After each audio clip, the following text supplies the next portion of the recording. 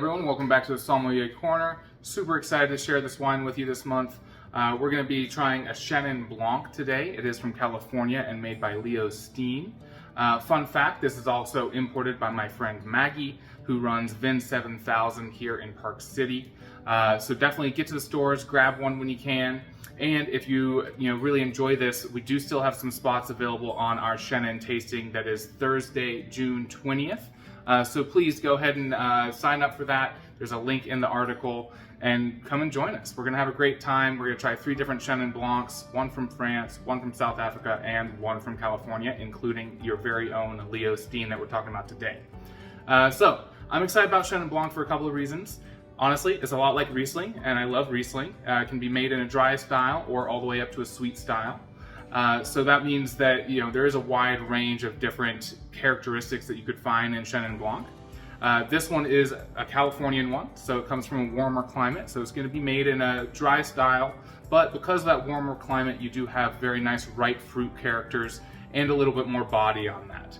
Generally speaking, you're also going to have a higher alcohol content, but Leo Steen does a great job about not letting that go too high. So it settles in around 12.5% for the alcohol, so it doesn't just rip your face off. Now I have already done a tasting note. I used my handy dandy flavor wheel here, and I've put together my notes on the Court of Master Sommeliers tasting grid. Once again, the wine we're trying today is the Leo Steen. This is the 2022 vintage. Very highly rated by Antonio Gallinari. If you don't have the 2022 in the store near you, the 2023 is great. It just hasn't been graded yet or rated by any of the wine experts. Just a quick little tasting note for you, since I don't want this video to go too long. The first thing you notice right away is this is a very light wine. So straw color is what we would call that on the tasting grid here. I mean, it's pretty much translucent with almost a silver rim even on that. On the fruits, different fruits. So Chenin Blanc can present a lot of different ways depending on where you're getting it from. If it's from France, you're gonna get a ton of tree fruit. You're gonna get pears, you're gonna get green apples, also some limes and lemons, because it's a much cooler climate. So you just get a little bit more of that tree fruit focused nose and palate.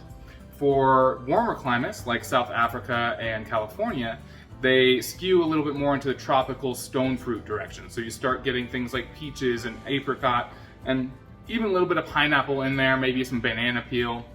Chenin Blanc's a very nice aromatic grape, so you can get a lot of different qualities out of it. Across the board, I personally generally find honeysuckle, like very nice white flowers, very aromatic, maybe even a little dandelion in there, if you will. And then also a honeyed characteristic. That's a little bit from the grape, but also from the way that the grape is treated. Most Chenin Blancs do undergo a malolactic fermentation, which softens the body, softens those acids into lactic acid, so it's a smoother texture. And then they also do, laying on the lees is what it's called. So lees are dead yeast cells. They've come in, they've created fermentation, and then they just sit there.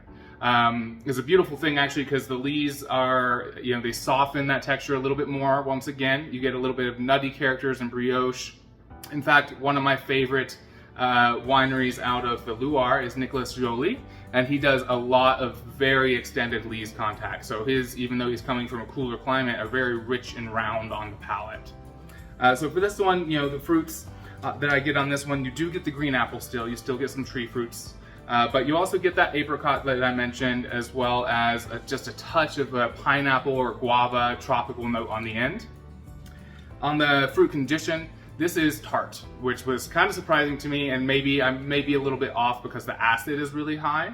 But the fruit condition feels tart to ripe, probably more likely to be on the ripe side since it's coming out of California, but it's got a great, very nice moderate plus to high acid, so it just kind of lingers on the palate there for you.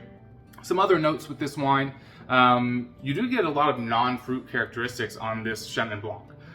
In fact, I got some floral notes, as I already mentioned. I got that gingered honey aspect, and also some nuttiness from those lees. And then even a very nice minerality where you get kind of a wet rock feeling on the palate as well. It doesn't have any of those bitter phenolics that you get with something like a Pinot Grigio or Viognier, but it does have that really high acid that I mentioned and a lower alcohol. So it's a great food wine. Personally, I would pair this with any creamy cheese, like a brie cheese or a Saint Andre cream. So really like it with a nice soft creamy cheese. Great with seafood. Specifically, I'm thinking, shrimp would go really well with this, or a light white fish. I'm thinking maybe a grouper. I was just in Florida enjoying grouper, so that comes to mind right now. But really, it's going to be really good with food, and honestly, you could even pair it with a nice green salad that might have a little bit of apples or cranberries in it too, to brighten that up. So I don't want to take too much of your time. I really hope you enjoyed this quick little synopsis. If you want more info, check out the article, and feel free to give me a call if you have any other questions. Thanks so much.